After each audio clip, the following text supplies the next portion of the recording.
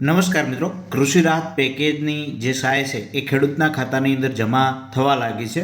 તો કઈ રીતે ખ્યાલ આવી શકે અને એક ઓનલાઈન સિસ્ટમ પણ છે, તેના દ્વારા પણ જાણીએ. આપ નવા હો તો ચેનલને સબસ્ક્રાઈબ, લાઇક અને શેર કરજો. સૌ પ્રથમ સમાચાર જાણી લઈએ કે ખેડૂતોના હિતમાં જાહેર કરેલા ઐતિહાસિક ₹10,000 કરોડના કૃષિ રાહત પેકેજ હેઠળ અરજી કરવાની સમય મર્યાદા છે એ લંબાવવામાં આવી છે અને હવે તારીખ 5 ડિસેમ્બર 2025 સુધી તમે ફોર્મ ભરી શકશો. એટલે હજુ કોઈ ખેડૂત બાકી હોય તો એમણે ભરી દેવું.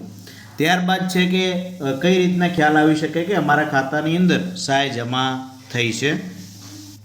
તો તમારા ખાતાની અંદર સહાય છે, પ્રથમ તો SMS દ્વારા તમને SMS આવી શકે છે. તો એ SMS તમારે જોવાનો કે ગવર્મેન્ટમાંથી આવ્યો છે કે કઈ રીતે આવ્યો છે. ત્યારબાદ તમે એપ્લિકેશન વાપરતા હો બેંકની તો તેની અંદર પણ તમે જોઈ શકો છો. ત્યારબાદ છે ત્રીજી સિસ્ટમ જોઈ લઈએ.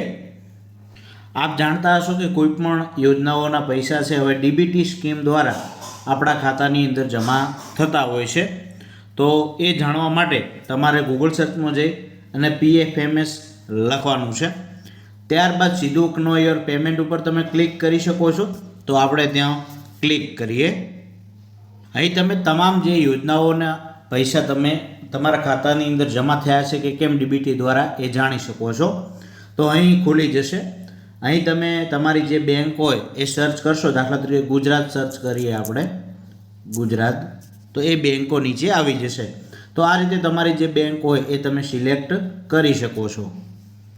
ત્યારબાદ તમારો અહીં એકાઉન્ટ નંબર અને ફરીથી એ એકાઉન્ટ નંબર અહીં લખવાનો છે.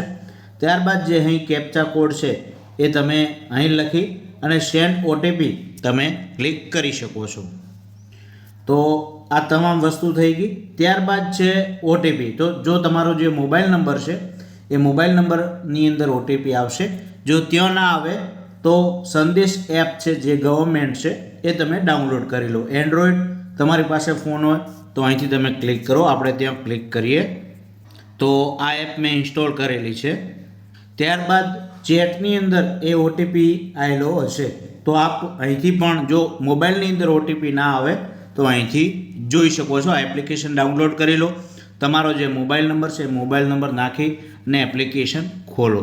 ત્યારબાદ જાણીએ તો અહીં સેન્ડ OTP. ત્યારબાદ તમારે જે OTP નાખશો તો નીચે એ એકાઉન્ટની તમામ માહિતી બતાવી દેશે. તો આ રીતે તમે જોઈ શકો છો.